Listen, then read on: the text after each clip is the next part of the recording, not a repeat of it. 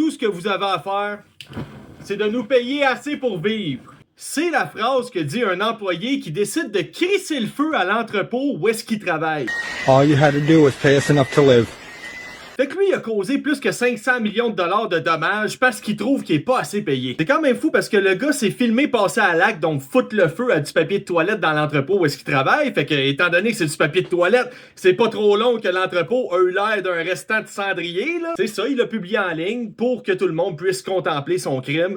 Puis dans le vidéo, on l'entend dire sans cesse. All you had to do was pay us enough to live. Écoute, ce gars-là, il aurait peut-être pu changer d'emploi s'il était pas assez payé. Peut-être qu'il aurait pu essayer de trouver une autre solution que de sacrer le feu à l'entrepôt. Mais écoute, la question que je pose, c'est que ça aurait-tu vraiment réglé son problème à ce gars-là? Si on compare à ce qu'on a au Québec, là, ici, nos manutentionnaires puis nos chauffeurs de lift là, qui travaillent dans les entrepôts, quand ils rentrent travailler, ils font à peu près entre 19 et 22 piastres de l'heure. Mais le gars qu'on voit dans la vidéo, mettons qu'il fait à peu près ça, 19 piastres de l'heure, est-ce que c'est suffisant pour vivre? Avec un salaire à 19 $, tu devrais faire à peu près 2200 $ par mois net. Et puis si t'es quelqu'un qui habite seul, ben ton loyer va te coûter facilement 1300 $ par mois, ça va te coûter 90 piastres d'électricité, genre minimum, 400 piastres d'épicerie par mois, 300 piastres de plaques de char, de gaz, d'entretien si t'as un char que t'as acheté cash, qui est un vieux bazou aussi. Là. Sur ton 2200 piastres que tu fais par mois, il devrait te rester à peu près 150 piastres pour les extras, hein, les restaurants, Netflix,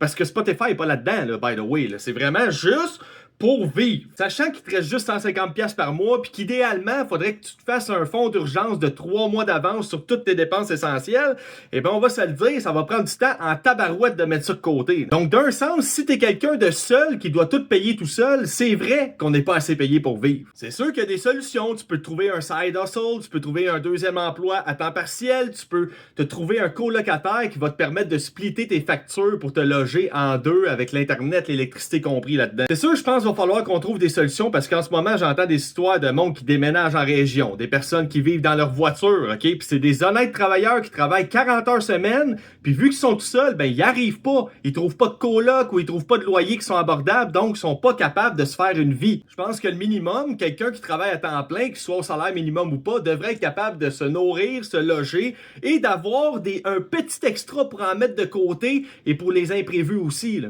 Parce que je vous le dis, ça a été fait par un gars que dans sa tête, il n'y a plus rien à perdre. Il gagne pas assez pour vivre. Il n'y a plus rien à perdre. Il n'y a rien de plus dangereux que quelqu'un qui n'a rien à perdre. Puis le jour que ça va être tout le monde qui n'auront plus rien à perdre, on est vraiment dans la merde.